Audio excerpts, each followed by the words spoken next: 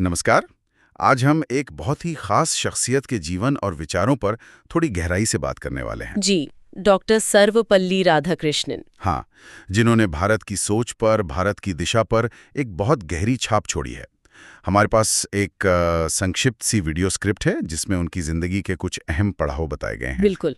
और हमारा इरादा है कि इस जानकारी को थोड़ा और खोलें, समझें। सही।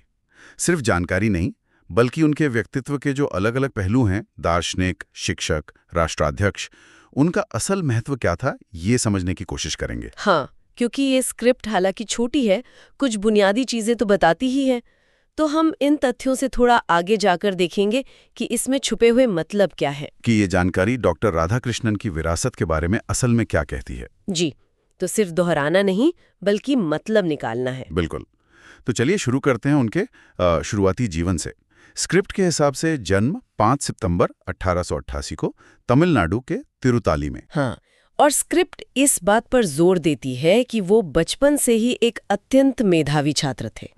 अब ये सिर्फ कहने की बात नहीं है। नहीं, ये इशारा है शायद। हाँ, कि उनमें वो जिज्ञासा, वो सीखने की लगन शुरू से ही थी। इसी ने शायद उन्हें आगे दर्शन की तरफ खींचा होगा। और यही बात हमें अगले पॉइंट पर लाती है, उनकी पढ़ाई जो दर्शन शास्त्र यानी फिलॉसफी में हुई। जी, और स्क्रिप्ट कहती है कि इसी पढ़ाई ने उन्हें भारत के महानतम विचारकों में से एक बनाया। ये सोचने वाली बात है, उस जमाने में फिलॉसफी चुनना और फिर उसमें इतनी ऊंचाई तक पहुंचना।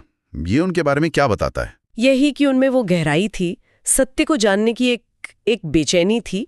दर्शन सिर्फ सब्जेक्ट नहीं होता ना, वो तो जीवन को देखने का नजरिया है। सही कहा। और जैसा स्क्रिप्ट आगे बताती है, उनका ये सफर सिर्फ किताबों तक नहीं रहा, उन्होंने ज्ञान को बांटा भी।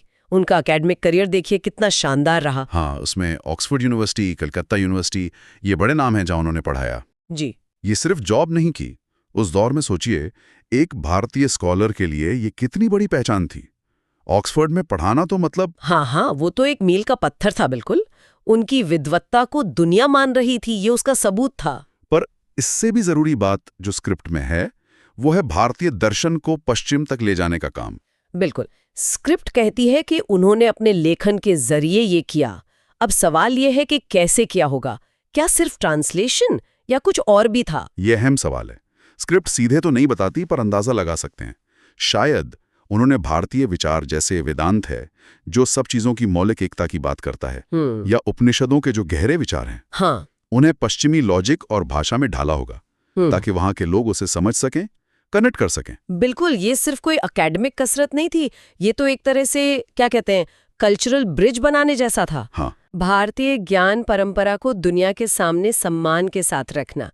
उस समय पश्चिमी दुनिया भारतीय दर्शन को कैसे देखती थी और डॉक्टर राधाकृष्णन के काम ने उस सोच को कैसे बदला होगा, ये स्क्रिप्ट हमें सोचने पर मजबूर करती है। तो एकेडमिक दुनिया में तो उनका कद एकदम साफ है, लेकिन स्क्रिप्ट हमें उनकी जिंदगी के एक और थोड़े अलग पड़ाव पर ले जाती है, राजनीति, राष्ट्र निर्माण। हाँ, ये थोड़ा सा चौंकाता है, एक दार्शनिक और राजनीति में। वही तो स्क्रिप्ट बताती है कि वो 1952 से 1962 तक भारत के पहले उपराष्ट्रपति रहे। जी, और सोचिए, ये सिर्फ एक पद नहीं था।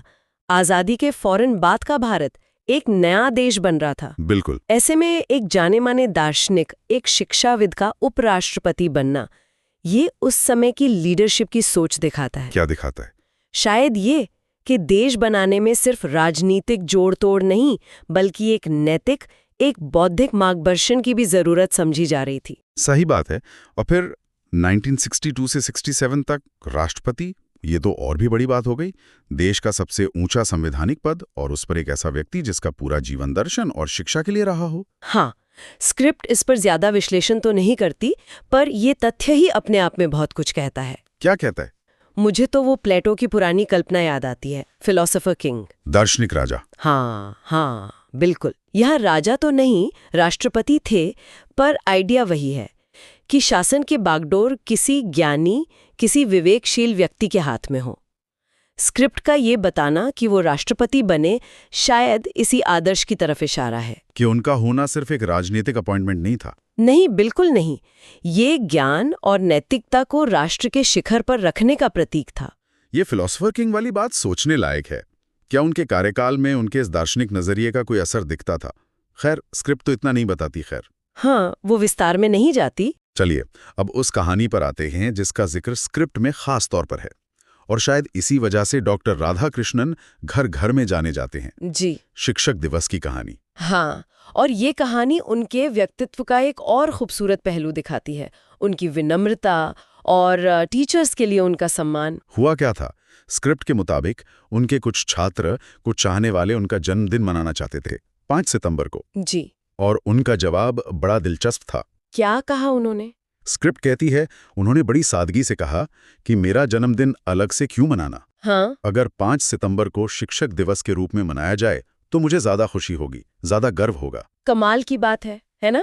ये दिखाता है कि वो खुद को कितना कम आंकते थे और अपने पेशे को यानी शिक्षण को कितना ऊंचा दर्जा देते थे। उन्होंने अपने पर्सनल सम्मान को सारे शिक्षकों के सम्मान से जोड़ दिया। बिल्कुल, वो खुद इतने महान शिक्षक थे, शायद इसीलिए वो जानते थे कि एक टीचर का समाज बनाने में, देश बनाने में क्या रोल होता है। और इसी भावना का सम्मान करते हुए, जैसा स्क्रिप्ट बताती है, 5 सितंबर भारत में शिक्षक दिवस बन गया। जी, और ये परंपरा आज तक चल रही है। ये सिर्फ एक छुट्टी नहीं है, ये डॉक्टर राधाकृष्णन की उस सोच को याद करने का दिन है कि शिक्षक कितने जरूरी हैं। ये उनकी एक बहुत स्थायी विरासत है, और ये सिर्फ भारत के लिए नहीं, ये दुनिया भर में टीचर्स की अहमियत को बताने वाला एक प्रतीक बन गया है। सही। ये याद दिलाता है कि ज्ञान देने वाला हमेशा सम्मान का हकदार होता है।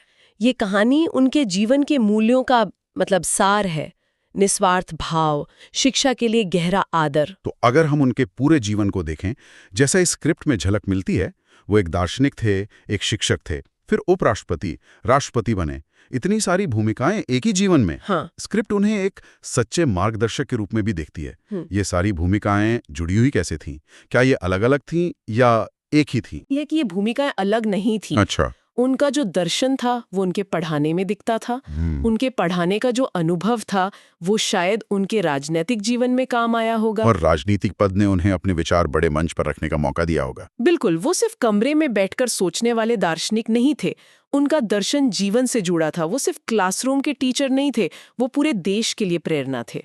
और स्क्रिप्ट उनके जीवन के एक केंद्रीय संदेश पर भी जोर देती है, ज्ञान ही सबसे बड़ी शक्ति है। हाँ, ये लाइन उनके पूरे जीवन के निचोड़ लगती है ना। बिल्कुल, ये सिर्फ एक कहावत नहीं थी उनके लिए, ये उनके जीवन का आधार था। चाहे वो दर्शन से आत्मज्ञान हो, या शिक्षा से समाज का ज्ञान, या फिर डिप्लोमेसी से दुनिया का ज्ञान।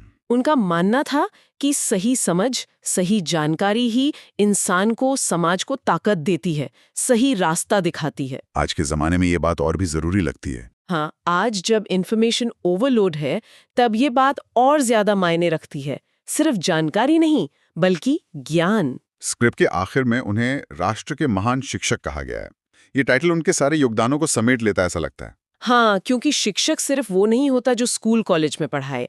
डॉक्टर राधाकृष्णन ने तो अपने लेखन से, अपने भाषणों से, अपने सार्वजनिक जीवन से, यहाँ तक कि राष्ट्रपति के तौर पर अपने व्यवहार से भी, बिल्कुल, देश को सिखाया, प्रेरणा दी। उन्होंने मूल्यों की, नैतिकता की, ज्ञान की बात की। इस लिहाज से वो वाकई पूरे राष्ट्र के शिक्षक थे। उनका जीवन ही एक पाठशाला था।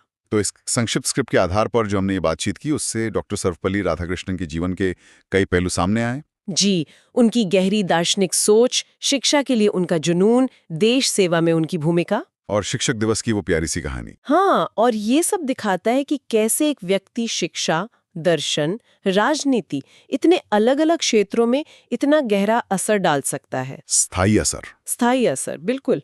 ये स्क्रिप्ट छोटी होते हुए भी उनकी असाधारण प्रतिभा और उनके गहरे समर्पण की एक झलक तो दे ही देती है। ये बताती है कि ज्ञान और चरित्र जब मिलते हैं तो कितने शक्तिशाली हो सकते हैं। ये सचमुच बहुत प्रेरणादायक है। और जाते जाते श्रोताओं के लिए एक सवाल छोड़ जाते हैं। डॉक्टर राधाकृष्णन का जीवन और खास तौर पर शिक्षक दिवस की उनकी सोच, ये हमें आज के समय में शिक्षकों की भूमिका, उनके सम्मान पर सोचने को मजबूर करती है। और उनका वो कथन, ज्ञान ही सबसे बड़ी शक्ति है, आज जब हमारे पास सूचनाओं का समंदर है, तब ये कितना प्रासंगिक है। क्या हम आज भी ज्ञान को वो महत्व देते हैं जिसकी बात डॉक्टर राधाकृष्णन ने की थी, या हम सिर्फ सूचनाओं में ही उलझे हुए हैं? ये सवाल हम सबके सोचने के लिए है। राष्ट्र के इस महान शिक्षक और दार्शनिक को हमारा नमन